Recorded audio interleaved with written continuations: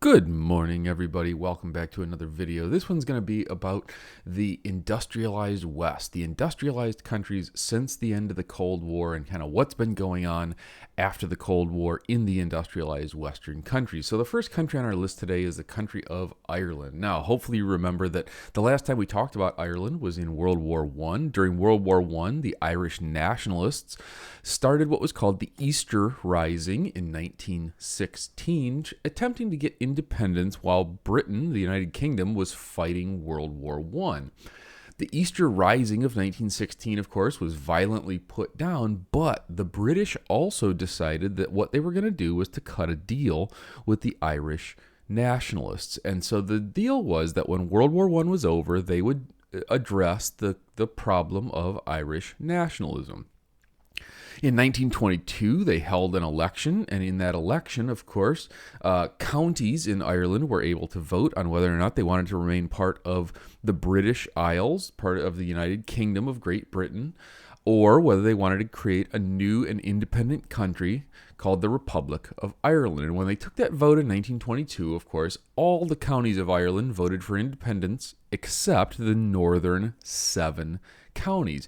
And hopefully you could remember even further back than that, and you should remember that those northern 7 counties really are different than the rest of Ireland. And the reason for that is Oliver Cromwell, during the English Civil Wars, started an invasion of Ireland to try to remove the influence of Catholicism.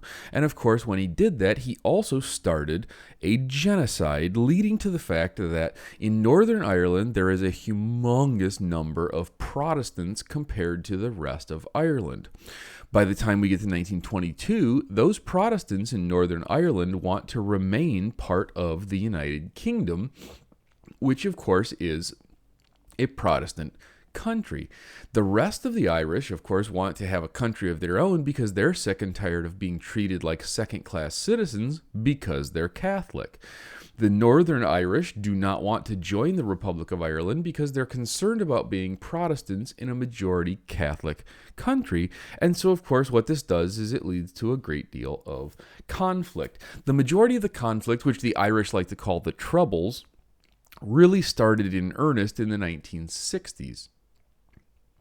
A group of Irish nationalists called the IRA, the Irish Republican Army, decided that they wanted to try to force the British out of Northern Ireland. And so what they did, of course, is they started militia groups in Northern Ireland. Now, these Protestant militias and Catholic militias, because of course the Protestants formed militias to try to protect themselves from the Catholic militias, which the IRA formed to try to force the British out of Northern Ireland. The problem here, of course, is that you've got two differences of opinion. The Irish Protestants want to remain part of the United Kingdom because they're concerned about losing things like their religious freedom. And the Irish Catholics look at Ireland as a nation, and they say that the Irish nation should be whole and should be separate from the control of the British foreigners from the point of view of the Irish. And so, of course, the concern is the Irish Republicans can't tolerate the fact that the island is divided into two, and the Protestants are concerned about being second-class citizens in their own homes. This then produces a situation in which the IRA starts to target not only British officials, but also Irish people who are collaborating with the British officials. And so it was not uncommon for the Irish militias, the IRA, and the British militias, or the Protestant militias, to get into battles with each other on the streets in Northern Ireland, and particularly in a place like Belfast. Even as recently as when I was a kid, in the 1980s, Belfast was still a war zone. It was a place that you didn't go to. The IRA was full of terrorists that used to blow people up and murder people, and it was really a bad situation. In the 80s, when you said terrorist to most people in the United States. Most people, I think, would have thought Irish person, right? At that time, people didn't associate terrorism with Arabs nearly as much as we associated it with the Irish. And of course, the thing that the IRA became very famous for was bombings, and particularly car bombings and pressure cooker bombings, to try to, instill terror into people and to force the British to leave Northern Ireland. It's actually very, very similar, and the Irish saw themselves as very similar to another group, which of course is referred to as the PLO, that hopefully you guys remember as well, which is the Palestinian Liberation Organization.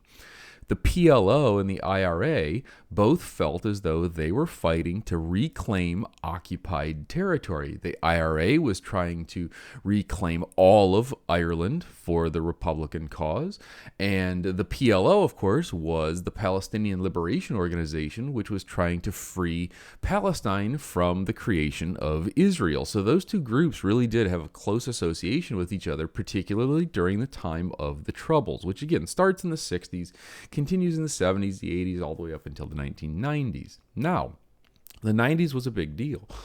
In the United Kingdom, the new government came into power under a man named Tony Blair, who represented what was called the New Labour Party. And in the New Labour Party, what they did was they basically removed the elements of the Labour Party which were associated with socialism, and they started looking much more at having things like open borders and business-friendly policies, which is what open borders is all about. It's all about importing cheap labor to run your economy much more cheaply. And of course, the other thing that Tony Blair looked at was, how do we resolve this problem with Ireland? So what he did was he actually sat down with a group called Sinn Féin. Sinn Féin is the political part of the IRA, or really, the IRA is the military part of Sinn Féin. Sinn Féin is a political party. Tony Blair sat down with Sinn Féin and started working on an agreement for how can they resolve the troubles in Northern Ireland. On April the 10th, 1998, Tony Blair's United Kingdom government and the IRA signed what was called the Easter Agreements. The Easter Agreements were a big deal because what they did is they ultimately, it's actually called the Good Friday Agreement. It was happening around Easter, but the Easter Rising starts the Irish nationalism, and the Good Friday Agreement ultimately was signed on April the 10th, 1998, and it was an agreement between the British government and the IRA to create peace in Ireland. And what they did was, the British allowed for what we call devolution, which means Northern Ireland was going to have its own parliament. Now, it wasn't going to be its own separate country, but it was going to be almost like a state inside of the United Kingdom. They were going to be allowed to have their own parliament where they ran their own affairs for Northern Ireland only, while still maintaining their allegiance and their connection to the parliament in Westminster in London and the overall national government, but they were going to be able to kind of make some decisions for themselves. Now, that's not going to be good enough all on its own, because of course then the question becomes, who's in charge of the parliament? Is it going to be the Northern Irish Catholics or the Northern Irish Republicans? And of course, all that was going to ever do was to create a new vehicle for violence and problems between the two groups. So the second piece of the Good Friday Agreement was that they had to split the parliament 50-50 right down the middle between Catholics and Protestants, so that for anything to get done, both Catholics and Protestants, at least some of them, to create a majority in the Parliament of Northern Ireland, had to agree on what to do. What that means is the government of Northern Ireland isn't going to be able to go after Catholics or Protestants, because at least some of those Catholics and some of those Protestants would have to agree with that, which pretty much means that you're not going to have a genocide, because the two sides are forced to work together to create a system of governance in Northern Ireland. Since 1998, this system has really worked very well. Violence has ended. The militias are no longer out on the streets. Belfast is no longer a war zone. Londonderry is no longer a war zone. And since 1998, what we've seen is a whole generation of Irish children that have grown up without living during the time of the Troubles. And it's really putting Ireland, and Northern Ireland especially, back on a track of peace and progress and prosperity, moving towards a system where Ireland's actually starting to work. Now, that doesn't mean that Ireland doesn't have its problems. It absolutely does. But the troubles and the religious violence between Northern Ireland and the Republic of Ireland has, for all intents and purposes, come to a very conclusive finish. So our hope for Ireland is that that continues in the future, and the generation of children that's been born since the Troubles will just kind of let that fade into the past. Moving on to the next country, of course, we've got to deal with the country of Russia. Of course, the last time we talked about Russia was the end of the Cold War, when the Soviet Union very rapidly falls apart and leaves behind the CIS, the Commonwealth of Independent States. Now, Russia, of course, then elected a president named Boris Yeltsin, who was their first democratically elected leader ever in their entire history. However, because they'd been communists for so long, there was a lot of conflict back and forth, and one of the big situations that came up was after Boris Yeltsin left, in 1998, they had a new election for president, and the man who won is a guy who really has shaped modern Russia. His name is Vladimir Putin, and yes, I know there's photographs on the right-hand side of this slide are weird, but these are the kinds of photographs that Vladimir Putin has printed and distributed of himself, because one of the things he does is he really tries to play up his masculinity, and he tries to show how virile and powerful he can be. Since 1998, he has been the president of Russia. And one of the things that he's been doing is he's really been eroding the constitutional rights that people inside of the Russian Federation have.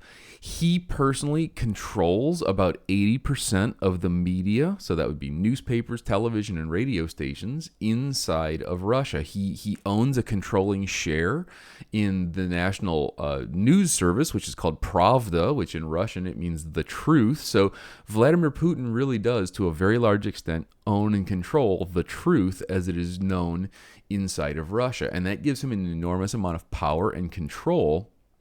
And really, he's been using that power and control since 1998 to erode the Constitution and to create a situation in Russia in which it's really becoming a dictatorship. Now, one of the really horrific things that he's been doing recently is on February the 21st of 2014, in the country of Ukraine, which is part of this Commonwealth of Independent States, the southern tip of Ukraine is called Crimea. And during the Soviet Union era, one of the things that happened in Crimea was they moved out the locals. They moved out the ethnic Muslims that lived in Crimea, and they forced ethnically Russian people to move in. It was essentially a Russification program. So most of the people inside of Crimea are ethnically Russian. When the Soviet Union fell apart, Crimea became part of Ukraine. Ukraine also made a deal with the Russians where Ukraine gave up all of its nuclear weapons. And people say, well, why would they do that? Isn't that deterrence? Isn't that mutually assured destruction? Isn't that going to keep them safe? Well, yeah, but nobody really felt comfortable with a brand new country like Ukraine having nuclear weapons. So an agreement was made between the British, the Americans, the Ukrainians, and the Russians, where Ukraine gave up all of their nuclear weapons back to Russia. And in exchange, the British and the United States promised that we would make sure that Ukraine remained independent forever. Ukraine did end up giving their nuclear weapons back to Russia, and the understanding was that the United States and the British were going to keep them safe. On February the 21st of 2014, a group of pro-Russian militiamen and Russian special forces invaded Crimea, took control of the capital of Crimea, and then declared their independence from Ukraine. Shortly after that, on March the 17th, so it's about a month later, just under a month later, they held a vote and they voted to join the Russian Federation itself. When this happened, the United States and the British, we objected to it. We sent Vladimir Putin a letter and told him how disappointed we were. We complained in the United Nations Security Council, and ultimately we did absolutely nothing about it. And what this showed Vladimir Putin was the West isn't going to try to stop him. If he does something, we're not really going to take action. We're not really going to do anything about it. And so a lot of people look at this situation and they refer to this as modern appeasement. Just like what we saw with Hitler before World War II. They look at this and say, we told Putin that he wasn't allowed to do these things and he did them anyway, and we responded with doing absolutely nothing. And so what are we teaching him? We're teaching him that he can push the West around. So this, of course, is still an ongoing conflict. There's still an ongoing, basically, civil war inside of Ukraine between the people who want to join Russia and are ethnically Russian, and the people who are, Ukrainian nationalists and want to maintain their independence. Some of them want to join the European Union. It's really a mess, and it's a mess that we unfortunately don't hear about very much anymore because it is still an ongoing situation. Beyond the problem between Ukraine and Russia, and of course we're just highlighting a few of these things because of the nature of our class, but beyond that, we also have the very light gray country, or maybe not country, it depends on who you ask, in the southern part of Russia in an area called the Caucasus, which is between the Black Sea and the Caspian Sea. There's a whole bunch of small ethnic groups that live up in those mountains, and one of them is a group called Chechens, and they live in a region called Chechnya. Now, the one thing that the Chechens want more than anything else in the whole world is they want to not be part of Russia anymore. They want Chechnya to be its own free, independent country, and they fought 2 different civil wars to try to break free of Russia. However, the Russian military is so big and so powerful that the Chechens really can't establish themselves as a separate country. So, because you've got a great, big, huge, powerful country fighting a very small and very much less powerful group within them, what we see is that the Chechens have started what is called guerrilla warfare, or in the modern era, what they've done is they have become terrorists, and they're trying to convince Russia and the Russian government to free Chechnya, to let them go, and to move the heck out of Chechnya.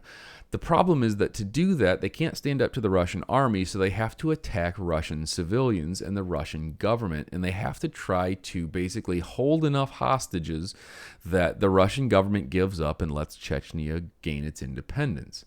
So what we see is, and the way that this works is, the Chechen terrorists actually seized control of a school in a Russian city which is called Beslan.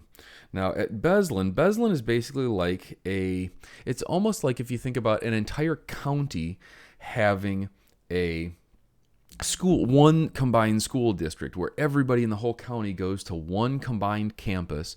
And so at this campus, they had everybody from pre-kindergarten all the way up to high school.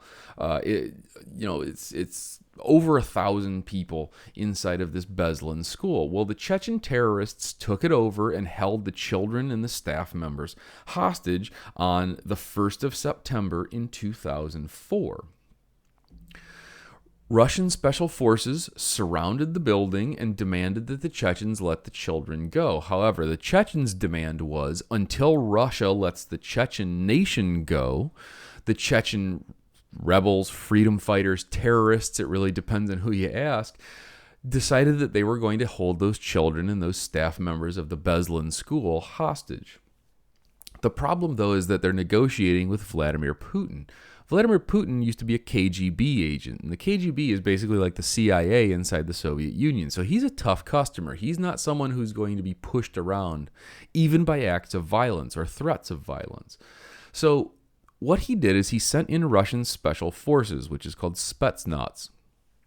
Spetsnaz then launched tear gas canisters into the school and went in guns a-blazing to try to take down the terrorists. And of course, they did take down the terrorists. However, they also killed about 334 of the hostages that were being held by the Chechen terrorists. 156 of those were children. 10 or more, we still don't have an exact count, 10 Spetsnaz soldiers were killed in the confusion, as well as all 31 of the hostage takers were outright killed by the special forces to retake that school. And of course, what this shows us is you don't mess with Vladimir Putin. Putin is willing to do whatever is necessary to maintain his power and to maintain his control. And really, to this day, that is what Russia is like. It is a situation in which the government has continued to erode the civil rights of people, and Putin has become more and more and more of really a nationalist dictator. He constantly talks about making Russia great and going back to the good old days when Russia was the superpower in the world, and to try to recreate that greatness of what he would refer to as the good old days. So again, it's not a great situation. Things in Russia are really, it's really a scary time to be in Russia if you're not of the right, ethnic group, and if you're not on board with Vladimir Putin's reforms, that sort of thing. All right. The next country on our list then for today is the country that we really didn't get much time to talk about before, but it's the country of Yugoslavia. Yugoslavia was originally created by the Treaty of Versailles, and it was supposed to be a multi-ethnic state made up of Croatian people, Serbian people, Bosnians, Slovenian people, Montenegrins, and Kosovar Albanians, as well as Macedonians. All of these people were supposed to be in a situation where they were going to live together in a multi-ethnic state and recognize each other as, brothers and comrades. And of course, Yugoslavia also became a communist country. But the really interesting part about Yugoslavia was it was actually the most independent communist country in Eastern Europe. They actually did not join. They were expelled from the Warsaw Pact. And really what we see is after World War II, they come under the dictatorship of a guy named Josip Broz, or he went by a pseudonym, and his pseudonym was Tito. And the thing about Tito was he hated nationalism. He loved communism. He did not really like Stalin or the Soviet Union all that much, and he was not going to make Yugoslavia part of this Warsaw Pact where he had to do whatever Moscow told him. He maintained his independence very fiercely, and again got Yugoslavia kicked out of the Warsaw Pact. But what we see is Tito had one rule, and the rule was no nationalism inside of Yugoslavia. He said the thing that makes us strong is that we're all united together. We're a mixing pot. We are no longer Serbians and Bosnians and Croatians. Now, the real problem with this is, first of all, he did control the military, so he was able to crush nationalism as much as possible. But when you tell people that they're not allowed to be who they are, they're not allowed to celebrate their ethnic traditions, they're not allowed to follow their religion to the way that they want to, it doesn't make them stop doing that, and it doesn't make them want to stop doing that. What it does is it really makes them angry, and it makes them upset, and when they can't do anything about it, either they're going to start terrorism or they're going to wait until they think they can make a change. The time that they decided that they were going to start trying to make this change was after May of 1980, because in May of 1980, Tito died. And when Tito died, he left behind a communist party that really didn't know how to make decisions because he was such a totalitarian dictator. The Communist Party that he left behind was really unable to manage anything inside of Yugoslavia, and especially what they couldn't manage was the ethnic divisions and the ethnic conflicts. And this is actually a really huge problem, because when we look at an ethnic map of Yugoslavia, we can see that in the east, really the most dominant force and really the most dominant ethnic group in the whole country, the largest ethnic group in the whole country, was the Serbian people. In the west, we see the largest ethnic group is Croatian people. And if you think about that in terms of East and West, the other problem that we get inside, and the big problem between those two groups of people, is that Serbians and Croatians are actually ethnically almost the exact same people. They're very, very, very ethnically similar to each other. They really come from the same groups of people. Their languages are very, very, very similar, right? Croatian and Serbian languages are extremely similar to each other. They're almost like two dialects of the same language. Almost. They're very close. However, Croatians are Roman Catholic and Serbians are Eastern Orthodox Christians. And of course, you should remember that, hopefully you remember, Serbia, of course, has a very, very close connection to Russia as a result of their religion. So the thing that puts these two people in conflict with each other is Serbians and Croatians absolutely, totally hate each other over the religion, right? The Roman Catholic versus Eastern Orthodox Christian. Croatians and Serbians absolutely hate each other. Jam-packed right between the two of them, though, is a place called Bosnia-Herzegovina. And Bosnians, of course, are even worse off because they're stuck between these two bitter enemies. And the only thing that Croatians and Serbians agree on is that they hate Bosnians. And the reason that they hate Bosnians is that Bosnians are Muslim. They are a leftover from the old Ottoman Empire when the Ottoman Empire used to control this region. So the one thing that Serbians and Croatians can agree on is they both hate the Bosnians even more than they hate each other, but they absolutely, totally hate each other, and the poor Bosnians are stuck right between these two absolutely bitter enemies. The other thing to notice, of course, is there's a big chunk of pink Serbians in and surrounded by Croatia. Those are called Bosnian Serbs. And that's going to be important here in a little bit. So what we see then is in 1991, the communist country of Yugoslavia really starts to fall apart, just like all the other communist countries in Eastern Europe. And the thing that really starts to kill it off is nationalism. Tito has been gone for 11 years, and people are just sick and tired of living in this multi-ethnic state with people that they don't like, with people that they don't get along with. They think it would be better to just break the states of Yugoslavia up into separate countries. And so in 1991, Slovenia, which is the country all the way up there to the very top left, and Croatia declare their independence and decide that they're going to break free. However, Serbia was unwilling to let them go and so started a war against both Slovenia and Croatia. Now, if you look, the people who are in the best situation here are Slovenia, because the war really in Slovenia lasts less than a week. And ultimately, the Serbian government, the federal government of Yugoslavia, says we can't control them, and Slovenia basically gets off scot-free. The war almost doesn't happen there at all.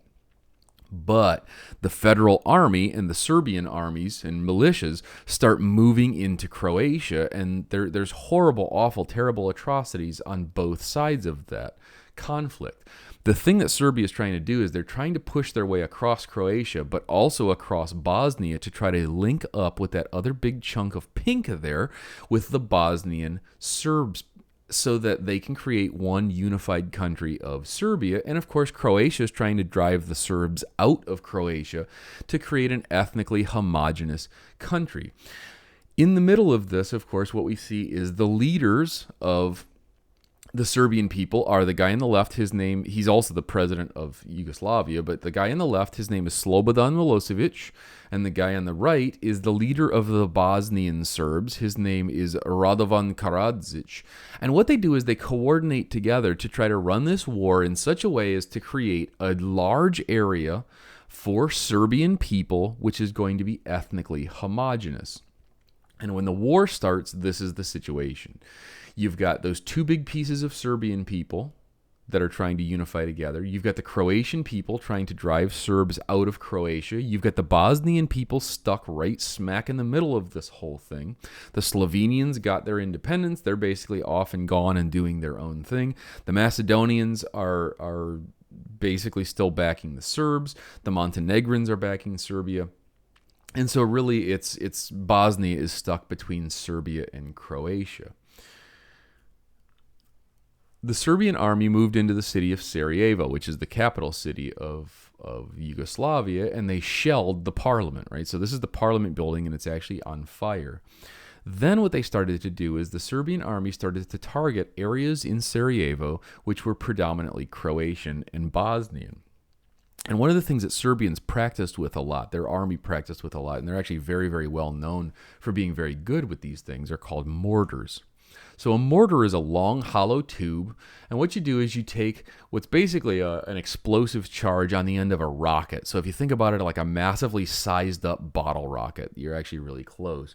And what you do is you take the projectile and you drop it down the tube, and there's a little pin inside there that hits the firing pin mechanism, sets off the charge, and it flies through the air and then explodes at its target. Now, you can set these up in a couple of different ways. One is you can set them to go off at a particular height above the ground so that they don't actually impact the ground, and they blow, instead of blowing up, they kind of blow down, and they throw shrapnel and all kinds of things all over the place. Well, the Serbs are actually really, really, really good with mortars. Their army practices a lot with mortars. And so one of the things that they would do is they would wait for something like Farmers Market Day. And they would wait for the farmers market to be in the Croatian part of town, or the Bosnian part of town. They'd wait for it to get packed full of people, and then they would attack it with mortars. And one of the consequences of this is what we're looking at on this particular photograph, which is what they refer to now as a Sarajevo Rose. And you see these all over the place in the sidewalks and in the pavement in Sarajevo. The reason for that is when those mortar teams would attack the civilians in different parts of the ethnic communities of Sarajevo, the mortars would actually chip the pavement, and then that pavement would fill full of blood, creating this very much almost like a floral pattern. It almost looked like rose petals laying on the ground. And when those would fill full of blood, again, this pattern was left behind, and it was an indicator that there had been a massacre in this particular area. The city of Sarajevo actually has taken steps now to preserve the memory of these attacks, and so what they've done is they've taken epoxy, mixed it with red dye, and then filled in those pockmarks with this red epoxy to preserve these Sarajevo roses in memorial to the people who were killed. And we're not talking about a small number of people. This is called Martyrs Memorial Cemetery inside of Sarajevo, and this is actually a memorial to all of the people who were killed in one particular mortar attack in the city of Sarajevo. This actually was the farmers market attack that they refer to. Each of those stones is an individual life that was taken. Now, the problem, of course, with this war is not just that it's war, and it's not just that it's violent. It's that the goal of both the Croatian side and the Serbian side was to create states that were also nations, that were ethnically pure. And so the process that they used was called ethnic cleansing. At the beginning of the war, before things got really wild and out of control, the Serbians would take the Croatians, and the Croatians would take the Serbians, and they would put them on a bus, and they would send them to their homeland. They would send them to their part of the country to try to remove them from the area that they were occupying, to ethnically clean that area, to ethnically cleanse that area, and to make it purely Serbian or purely Croatian or purely whatever they were trying to accomplish. Ethnic cleansing then was the goal. And the problem, though, with that is once they lost the ability to bus people to another part of the country, then essentially what they did is they started an extermination campaign. They started genocides, even to the point where both sides were building concentration camps to try to ethnically cleanse the other side out of their country. Now, the really, really sad part about this is from an event which is referred to as Srebrenica. The Serbian army actually surrounded a group of civilians, a group of Croatians, and a group of Bosnians in a town called Srebrenica. And the concern was that these people were going to be butchered by the Serbian army. And so the United Nations itself actually stepped in and told these people to come into a United Nations military base in a place called Potocari. And we actually have film of the commander of this United Nations military force telling these people, you are now under the protection of the United Nations. Now, to me, what that means is the UN is going to protect these people. We're going to prevent a genocide. We're going to keep you safe, and you are now on our military base, and it is now our prerogative to keep you safe and to maintain security for you. The issue here, though, is that the United Nations, in order to have its military, its peacekeepers, the blue helmets there, do anything, it takes a vote of what is called the UN Security Council. And the problem with the UN Security Council is that there are 5 permanent members: China, Russia, France, Britain, and the United States. Any one of those 5 permanent members can use what is called a veto. So if the other 4 members are talking about something and Russia decides it doesn't like it, Russia can veto that idea, and it's impossible for it to happen. The field commander of this United Nations peacekeeping force told the Bosnians that they were protecting, that they were under the protection of the United Nations and that they were going to be safe and to just stay in the United Nations military base and they would be okay. The Serbian army, however, said, we really want to get these people and we want to ethnically cleanse them out of what is now becoming the new country of Serbia. When the Serbians talked to the Russians, they said, can you prevent the United Nations from doing anything to stop us? And the Russians said, yes, of course, because we've got a veto. The Serbian army then knew that the United Nations peacekeepers protecting the people at Potocari, the people of Srebrenica, the Serbian army knew that the UN was not allowed to fight them as long as they didn't start shooting at the United Nations. They knew that the United Nations peacekeeping force, which was mostly made out of Belgian people, but they knew that that peacekeeping force was not allowed to shoot at them as long as they didn't shoot at the UN peacekeepers. Here we see the Serbian general, whose name was Ratko Mladic, walking into the United Nations headquarters. He's walking into a military base to take control of the people there, to ship them out, and to exterminate them. The UN peacekeeping soldiers, who of course were told we're here to protect these people, were asking for permission to fire on the Serbian army. We actually have the recordings of the guys in the towers on the machine guns saying, do I have permission to fire? They're taking people away. We need to stop this. Am I allowed to help? The commanding officer was on the phone with New York, which is where the headquarters of the United Nations is, saying, listen, they're taking people out. They're going to murder these people. This is going to be a genocide. Do my men have permission to keep them safe? We told them we were going to keep them safe. And every time this phone call was placed, the Russians vetoed any action, said, if you're not getting shot at, you don't get to shoot back. And we know that they're not shooting at you because Russia told the Serbs, don't shoot at anybody in a blue helmet and you'll be absolutely totally fine. They're not allowed to shoot at you at all. And of course, they didn't. So Ratko Mladic and his army walked right into this United Nations military base. They loaded the people up on buses and they wiped them out. This is referred to as the Srebrenica Massacre. If you look, this is the memorial to it, and each of those black letters, set of letters on there is a name, and you can see that the names come on slabs, and the slabs come too tall. And, I don't know, we can estimate maybe per slab you're talking about, I don't know, just looking roughly at it, maybe 50 people, maybe 100 on the big slabs on the bottom. This memorial actually runs in an entire semicircle, a half circle all the way around. So you can see this is about 8,000 people altogether were massacred under the protection of the United Nations. They were brutally killed. And in fact, there are still efforts today inside of Bosnia to try to uncover the mass graves that these folks were left in, again, while they were under the protection of the United Nations. So we're going to leave this here for this particular video because it's already running a little long.